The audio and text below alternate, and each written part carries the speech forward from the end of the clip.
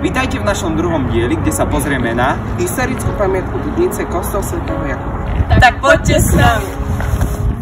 Na mieste dnešného kostola stál až do polovice 18. storočia starší kamenný kostol zasvetený svätému Jakubovi. No však kvôli zázrakom, ktoré sa tu udiali a zjaveniam, prinášali pútnikov a veľa ľudí na púte. Starý kostol nestačil, tak dali starý kostol zbúrať a do 2 rokov bol postavený nový. V roku 1756 bol požehnaný a o 30 rokov bol posvetený. Tu sa horlivo zapojili aj obyvatelia.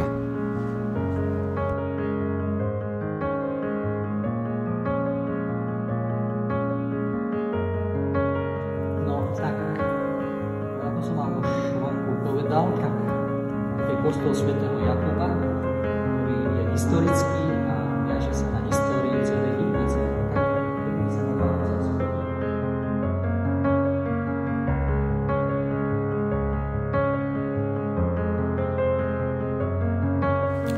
Svätý Jakub je patronom nášho kostola od roku 1276. Bol jedným z apoštolov Ježiša Krista a patril medzi trojicu najobľúbenejších Kristových apoštolov a jednou z prvých mučeníkov viery.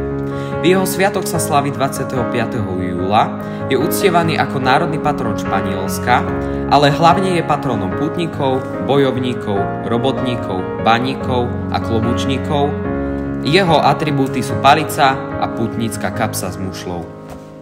Grófka Ilžháziová bola druhou manželkou Jozefa Ilžháziho a prišla do kostola a táto socha Panny Márie sa jej zdala taká nedôstojná, lebo bola už taká zostarnutá, tak sa rozhodla, že túto sochu odstráni z kostola a namiesto nej dá urobiť novú sochu. Lenže asi po pol roku od toho zámeru mala sen, v ktorom videla tú starú sochu a nemohla preto ani spať. A 3-krát sa to zopakovalo, tak ona pochopila, že asi tú sochu tu má nechať. Bála sa ju reštaurovať, tak ju dala oblec zo vzácnych šiat a dala ju umiestniť na hlavný oltár kostola. No odtedy sa tu začali diať podivné udalosti a zázraky uzdravenia, o ktorých máme úradný záznam podpísaný svedkami v knihe zázrakov. Začali sem chodiť pútnici, alebo sa to rozšírilo, že sa tu dejú zázraky.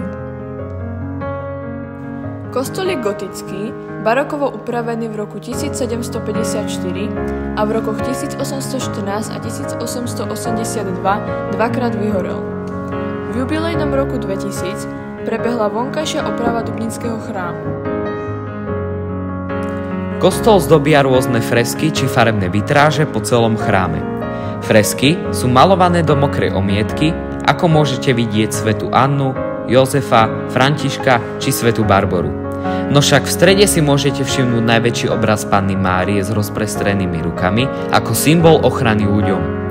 Vitráže sú dielom Vincenta Hložníka zo 40. rokov 20. storočia, na ktorých je vidno napríklad svätý Michal Archaniel. Kazateľnica pochádza z 18. storočia a na nej je zobrazený dobrý pastier. Slúžila hlavne na kázeň.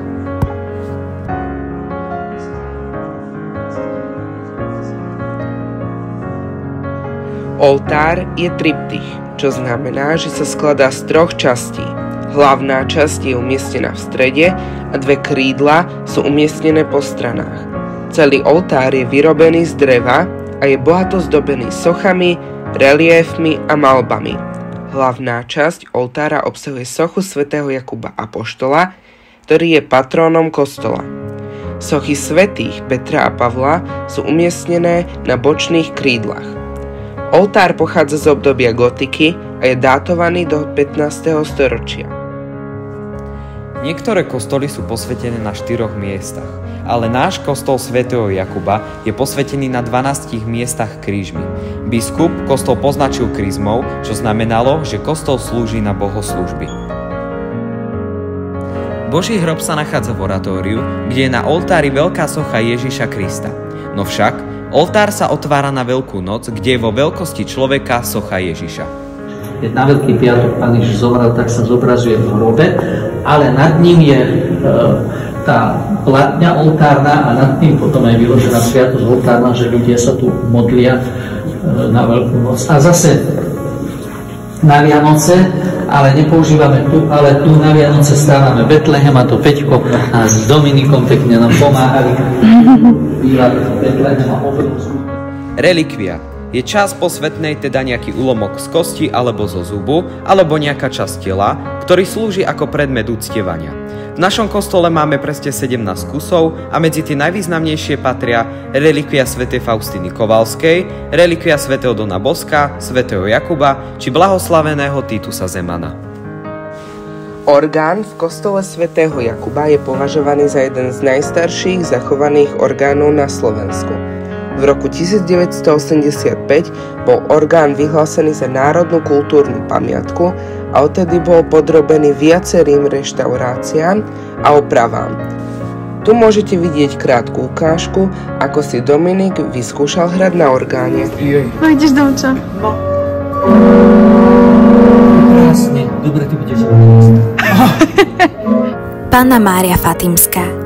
Keď bol spáchaný atentát na pápeža Jána Pavla II., tak pápež povedal, že strelec ho nedokázal zastreliť, lebo jedna ruka strieľala a druhá ruka Panny Márie viedla guľku a tak nezasiahol životne dôležitý orgán, srdce. Potom sa zotavil a išiel sa poďakovať do Fatimy a ten projektil, ktorý mu vybrali pri operácii, tak ten daroval soche Panny Márii a v tej korunke, ako je tá gulička, tak projektil presne tak pasoval do tej korunky, ako keby bol na to robený, čo bolo naozaj veľmi zvláštne a podivné. Ako by Panna Mária vedela, že ten otvor bol preto určený. Pápež ho daroval potom Panne Márii ako také poďakovanie, že prežil atentát. Ján Bosko bol kňaz, venoval sa mládeži, o ktorú sa nemal kto starať. Viedol ich, učil ich náboženstvo, dával im prácu, staral sa o nich a aj ich ubytoval a založil reholnú spoločnosť Salesiánov. Taktiež bol patrónom Salesiánov. 4 zvony, uliaté v roku 1983, nesú mená Panna Mária, pomocnica kresťanov, svätý Jozef a svätý Michal Archaniel.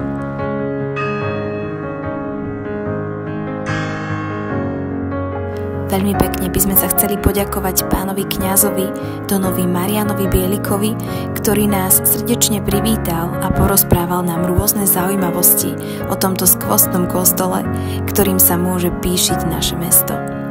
Taktiež sme mu veľmi vďační za neopakovateľný a veľkolepý zážitok, ktorý nám poskytol. Ďakujeme.